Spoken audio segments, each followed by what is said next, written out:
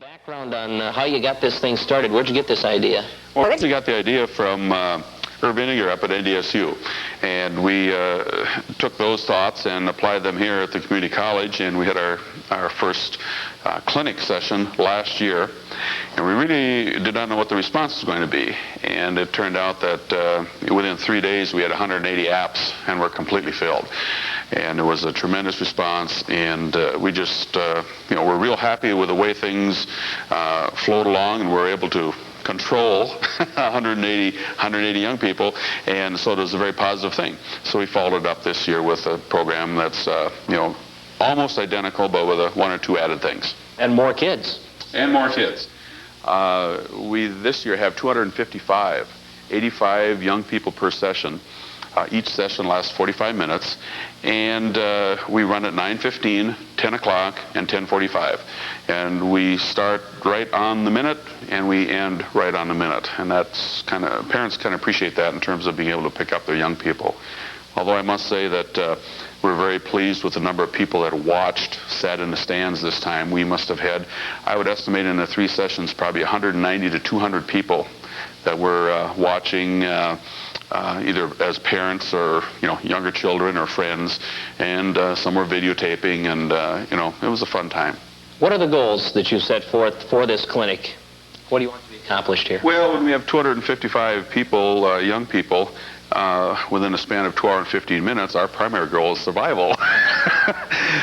And we accomplished that. But seriously, our main goal is for the young people to have a good time. Okay? And if we can start with giving them an enjoyable experience, placing them in a situation where they can succeed by not having competitive games or up and down the floor type things, but letting them succeed at their own pace, then they're going to develop a love for basketball. And perhaps we could even say just a love or an enjoyment for all sports, starting with the basketball. But if you don't have them in a setting where they can have fun and enjoy it, you're not going to succeed with that. In addition, of course, what we're trying to do is to promote our basketball program just with the exposure that we have with the young people and the ties and the bonds that are formed there. And, of course, with the parents, and to bring people on campus, show them the community college, that we have the facilities, and that we have people here that are concerned and caring and so forth. And I think those are some of the real immediate goals. The long-range ones, of course, are to provide for the young people a fun experience, as they grow, and hopefully they'll come back. And we had a tremendous number of repeats. I think the members of the team probably enjoyed as much as the little kids do, getting out and teaching a sport, obviously, that they love and feel like maybe they're giving something back to that sport. I think that's very true. Our players I told them afterwards, after the session the other day, that they just did a tremendous job. And thank goodness for sophomores, because we did not have to spend much time on it in preparation and practice. We talked about it, had our little cue cards, and they didn't even need that since they did it last year. They just took it and went with it. And each session is 6 minutes. But one of the parents, or a couple of parents, mentioned to me that about the players and their feeling towards it, and while I don't necessarily ask for volunteers, we just do it. We were talking about, if you remember back when you were in college, Saturday mornings were pretty golden. They were pretty precious to you as a college student. And we do ask these young people to come in and give up their Saturday mornings for 4 times and be around the kids and just mingle and then do some teaching. And we really appreciate that. And they have done just a super job. All 14 of them were just tremendous the other day. And I really thank them for their time, and I'm very proud of them. Take us through a typical session. What stages do we go through in learning the fundamentals of basketball? Well, the first stage are the coffee and cookie for the parents as they come in the door. We try and give them something, encouraging them to stay and watch, and over 45 minutes, they can do that. It's not a long session. The session itself, when the first one starts at 9:15, the young people will go on the floor. They each come with their Basketball Buddy shirt, which is supplied by Coca-Cola and is our major sponsor for the program, without which, if we didn't have the support of Coca-Cola, we could not put this program on. And they're out there with their buddy shirt on, And they have each their own basketball, which they bring every time now since they picked that up the first day along with the shirt. And they'll shoot for about 10 minutes or dribble around and have a good time and mix with the players and play tag or whatever is going on. And then we'll call them into a group for a couple of words for myself, and then we'll go to the stations. And we just split them up into 5 basket groups, somewhat according to size. And you have to understand we have first graders through 6th graders who are mixed in these sessions. But that's fine because we don't have any skill or match-up games or those types of things that we are competing on. So they'll all go to their group, and each group will then have 5 or 6 minutes where they are going to work on a certain skill. The stations that we have are shooting, passing. We have a station for dribbling. We have one for ball handling. We consider those 2 different things. And then the 5th one is for defense and layups.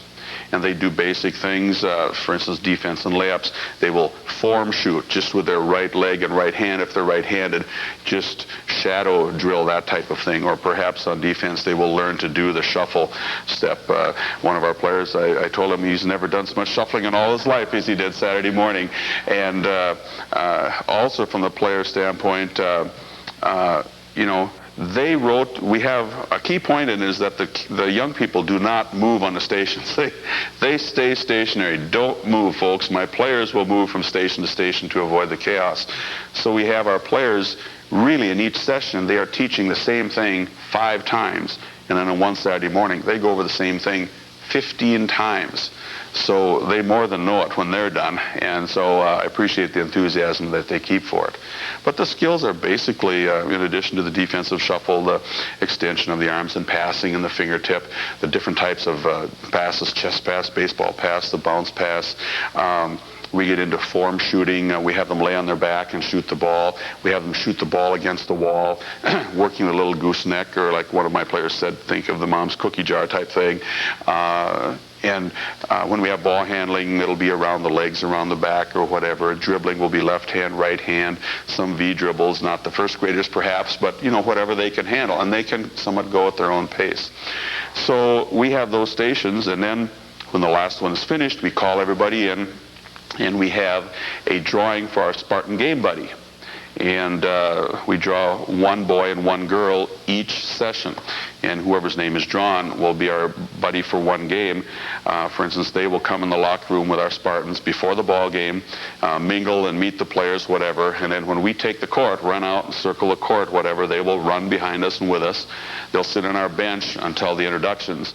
And as you know, we shut the lights off and have spotlight introductions. And of course, our little buddy is one who is introduced in the spotlight, and they come running out, and we try and make that a thrill for them. So after that drawing, they'll shoot again for their remaining time, which is maybe 3-4 minutes, and visit the players, and then the whistle sounds, they're out one door, and the next group is in, and away we go with the next set. You have a couple of bonuses too for this program. You're going to have a lady who is renowned around the country for her ball handling skills coming in to put on a clinic, and the kids also get to participate in a halftime presentation of their skills later in the season as well. Tell us about that. We're very excited about that. First of all, every time they come, the first time they showed up on last Saturday, they received a basketball and a shirt. The next time they come, and we, as I said, we try to have something for them every time, for every session. They're going to get what is really a nice poster. It's a Michael Jordan Nike poster. If you've seen it, it's the one with the graffiti on the wall and Michael's, of course, flying high in the playground. And they'll each get one of those. If I can hide them from my players. The third time that they come, we're going to be giving them, courtesy of Jack Weiss, who's making free extra copies, some of the small poster schedules with all the our team members' pictures on them, and then at the end we'll have an autograph time, and they loved that last year, to get the players' autographs, and a number of them I'm sure are hanging in the room. The fourth time they come, then we're going to have some Cokes provided by Coke, and maybe a little candy, but that's also the time that Tanya Crevier on December 16th will be in to conduct the whole performance, or the whole clinic session, I should say. She was going to take each of the 3 sessions on that Saturday morning of the 16th, and she is billed as the world's greatest lady ball handler. And I have not met Tanya, but I've heard such great reports about her, a very motivational, very Christian gal. And we're looking forward to having her there. And I'm sure the kids are too, and are really going to enjoy that. Then that afternoon we play Normandale, and our ball game starts at 4 o'clock, and she will then perform also at halftime so the public can see her at the same time. That previous Friday, the 15th, she's also going to be performing at the middle school for those people there. So we're kind of bringing her in for the weekend, and we're really excited about having her and the fact that she's coming. You did mention that the Buddies also perform at a halftime. We have 2 of these selected there. Now we have 255 kids, so what we try and do is split them into 2 groups. Excuse me, we're going to have one come in, one half of the group on December 13th on a Wednesday with our Concordia ball game, and the other group will come in the day after Normandale, the day after Tanya is here, on the 17th, and I believe that's a 3 o'clock game with Worthington. And the Buddies are going to perform to music at halftime, and talk about testing your organizational skills there with very little practice. They'll be out there, and we'll play some music, and they'll show some of the skills that we've been working on. Well, I know the kids enjoy it. You've got the numbers to prove it. My second grader's already challenging me with his dribbling in the kitchen, and he may become overconfident in a hurry if he's challenging you, Craig. Okay, that's probably true. I think it's a great program. I think they really enjoyed it last year, and glad to see it continuing. We'll look forward to talking to Tanya when she's here and being out to film some of the things that she goes through, and I think that's a great highlight for the kids. So thanks for sharing with us about the Spartan Basketball Buddy Clinic. Well, thank you, and thank you also to all the people, their kind comments, and especially their involvement in the program. And unfortunately, once again, we had to turn down about 20 people or so that wanted to be in the program, and we will plan to have it, I'm sure, again next year. And once the announcements comes out, of course, it's crucial to get them in a hurry. But a thank you to all the parents who bring their children out, and their enthusiasm, of course, really is the key to it, and that's what makes it go. All right, Dave Retzlaff, the men's basketball coach at Fergus Falls Community College. And Sports Talk will continue right after this. Basketball team, and Elton had an outstanding weekend at home with Minneapolis and Mankato Bethany in, 21 points against Minneapolis Friday, and then you outdid yourself on Saturday, Elton, 46 against Mankato Bethany. Was it one of those days where everything was just dropping that you put up? Yes, I think it was. And Coach saw that they was playing me with a smaller man alone, not using a big man. So he started isolating me down low and telling everyone to look inside before they take a jumper or look to drive. Are you the type of player who can go out there and warm-ups, and after you take a few shots, you can tell what kind of a day you're going to have, or does it just come once the game starts? Well, really, I can just about tell before the game shooting. If my jumper starts going down, then I know that gives me more versatility to do what I want to do, because I could drive to the basket strong. Most people know that, but they didn't know that this summer I was kind of developed a jumper that has been working pretty well this year. Now, you started that game off pretty early with a nice dunk to get things rolling. Does that always get you pumped a little more? Oh, yeah, it helps and gets the crowd into it right away, too. They look to see a little bit more stuff as the year progresses between me and the other players on the team. 15 rebounds that game, 6 blocks that game, 23 out of 35 from the floor. You can't do much better than that. Do you like the way your inside game has come along since you started college ball? Do you feel good inside with the rebounding game, too? Yes. I do. Because Coach teach me some basic things like the proper stance and things that I need to do to position myself. Because sometimes when I should just step through, I'll do a whole 360 to turn around. And he said if I just learn some of the basic things a little bit better, that the post position should be a good place for me to play. Offensively, some very impressive numbers. How about defense? You got to work a little harder on defense, and it's probably not as fun as offense. Maybe a blocked shot feels as good as a dunk. I don't know, but have you made a lot of progress defensively?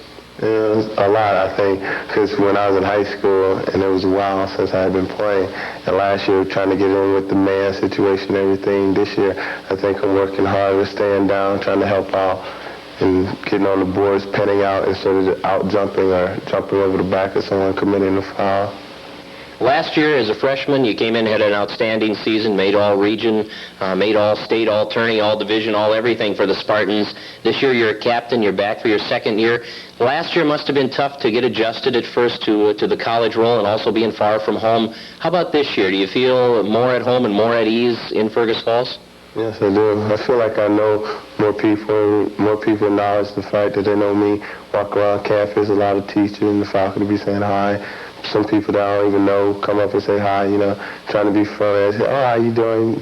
Not knowing who they are, but knowing that they know me from either through a sport or coming to our events that we have around school.